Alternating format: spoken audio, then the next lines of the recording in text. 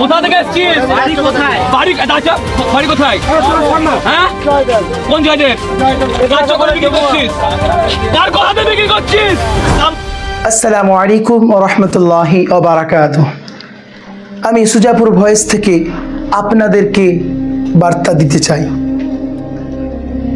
যে মুসলমানদের উপরে এখন ভীষণভাবে অত্যাচার জুলুম চলছে। মুসলমানকে যেখানে দেখা পাচ্ছে, যেখানেই দেখতে পাচ্ছি দাড়িওয়ালা টুপিওয়ালা মুরব্বী মানুষ, সেখানেই সন্ত্রাসবাদী বলে, গরু ব্যবসায়ী বলে, মুসলমান বলে, সন্ত্রাসবাদী বলে তাদেরকে বেধড়ক মারা হচ্ছে। যে মানুষ মানুষের উপরে এত অত্যাচার করে, আমাদের মুসলমানদের এই গোশত খাওয়া জায়েজ আছে, আমাদের ধর্মের যেটা জায়েজ আছে সেটা আমরা পালন করছি। আমাদের গরু ব্যবসায়ী ভাইয়েরা তারা একটা ব্যবসা করছে, এই নিয়ে তোমাদের মাথা ব্যথা কেন?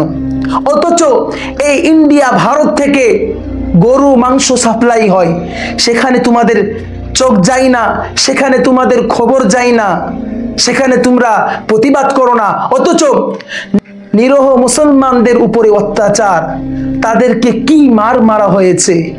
এই মুসলমান, তুমি প্রতিবাদ করো।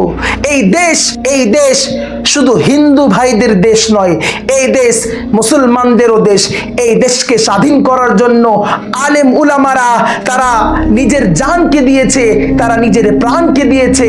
আমরাও প্রতিবাদ করি, আমরাও মাঠে নেমে পড়ব ইনশাআল্লাহ।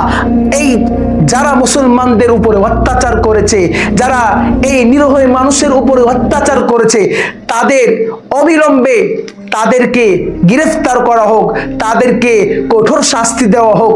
আমি সুজাপুর ভয়েস থেকে আমি এর প্রতিবাদ জানাচ্ছি। আপনারা যেখান থেকে এই ভিডিওটি দেখছেন অবশ্যই শেয়ার করবেন।